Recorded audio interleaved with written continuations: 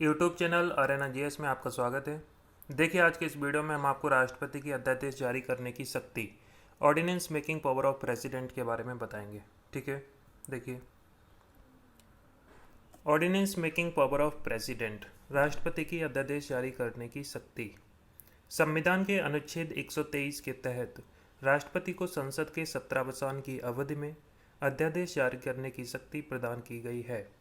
इन अध्यादेशों का प्रभाव व शक्तियाँ संसद द्वारा बनाए गए कानून की तरह ही होती हैं, किंतु ये प्रकृति से अल्पकालीन होते हैं।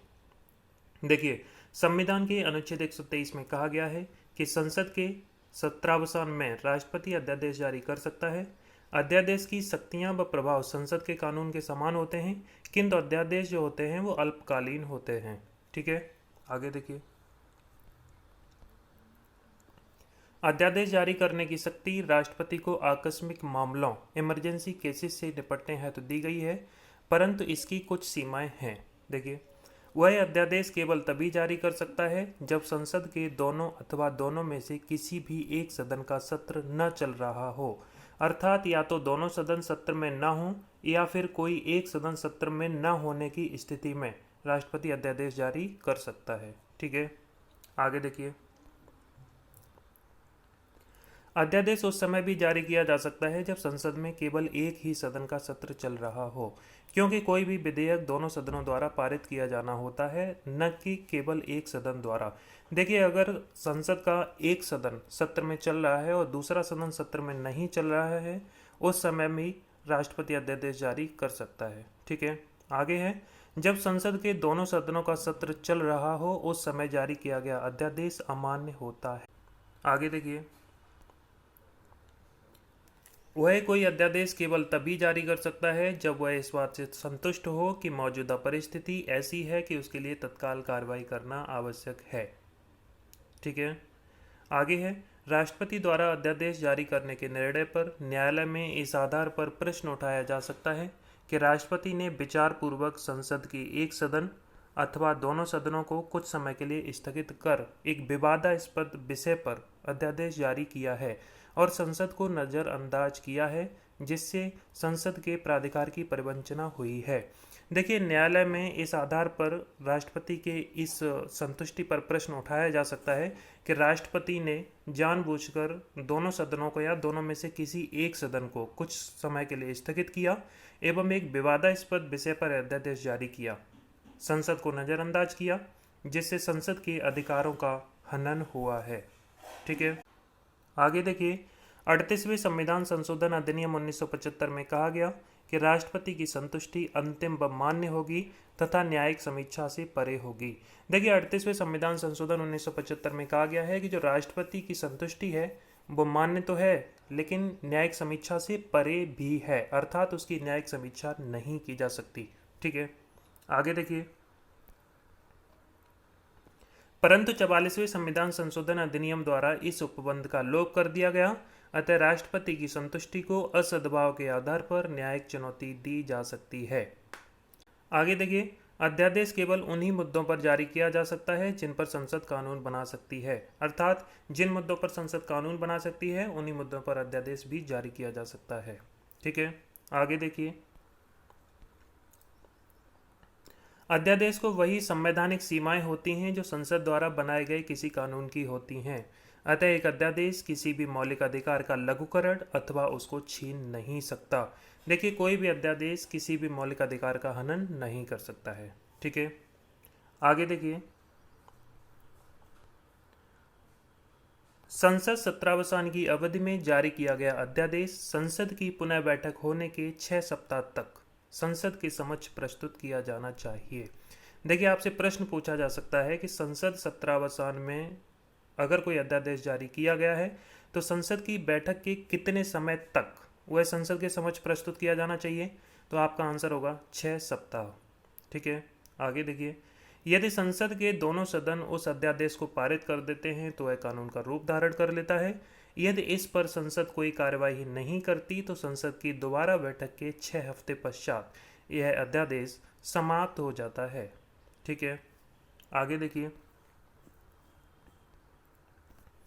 यदि संसद के दोनों सदन इसका निरनुमोदन कर दें तो यह निर्धारित 6 सप्ताह की अवधि से पहले भी समाप्त हो सकता है।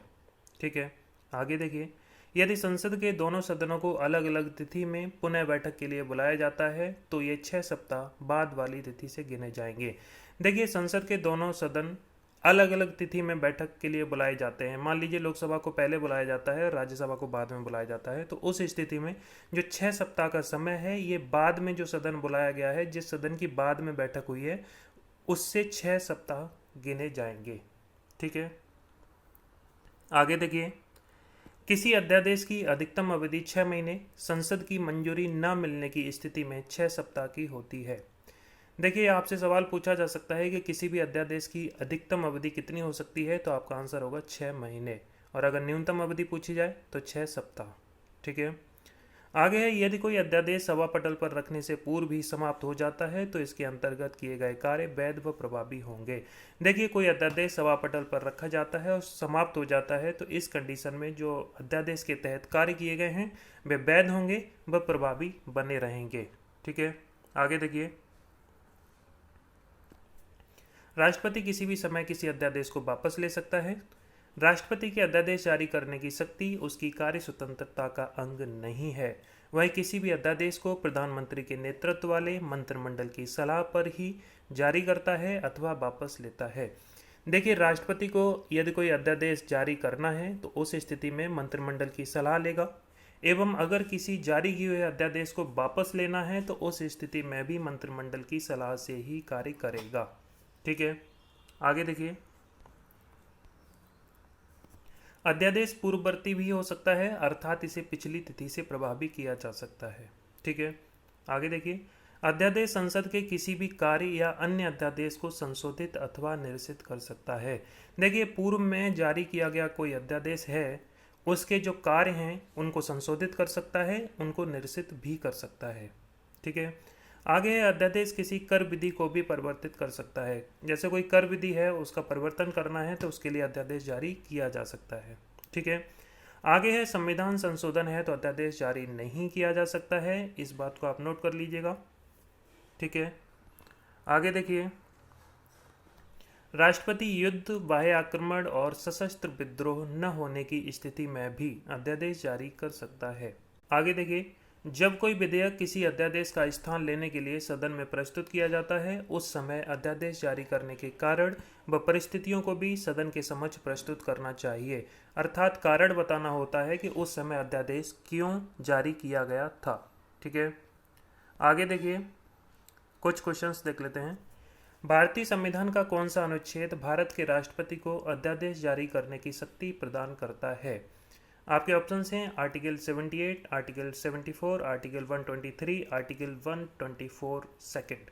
आपका राइट आंसर होगा सी, अनुच्छेद 123, आर्टिकल 123। ठीक है, नेक्स्ट क्वेश्चन देखिए, राष्ट्रपति किस स्थिति में अध्यादेश जारी कर सकता है? आपके ऑप्शंस हैं वित्तीय आपातकाल में, आपातकाल में, सदन के अधिवेशन न रहने की स्थिति में, लोकसभा के अधिवेशन न रहने की स्थिति में। तो आपका राइट आंसर होगा सी, सदन के अधिवेशन न रहने की स्थिति में। ठीक है, नेक्स्ट क्वेश्चन देखिए, राष्ट्रपति द्वारा जारी एक अध्यादेश संसद के समक्ष सत्र शुरू होने के बाद कितने समय तक रखा जाना आवश्यक है? तो आपका राइट आंसर होगा 6 सप्ताह। ठीक है, नेक्स्ट क्वेश्चन देखिए, अध्यादेश जारी करने का अधिकार राष्ट्रपति का कौन सा अधिकार है? ऑप्शन हैं न्यायिक अधिकार, विधायी अधिकार, प्रशासनिक अधिकार, व्यक्तिक अधिकार। तो आपका राइट आंसर होगा बी, विधायी अधिकार। ठीक है, please like the video, share the video and subscribe the channel. Thanks for watching.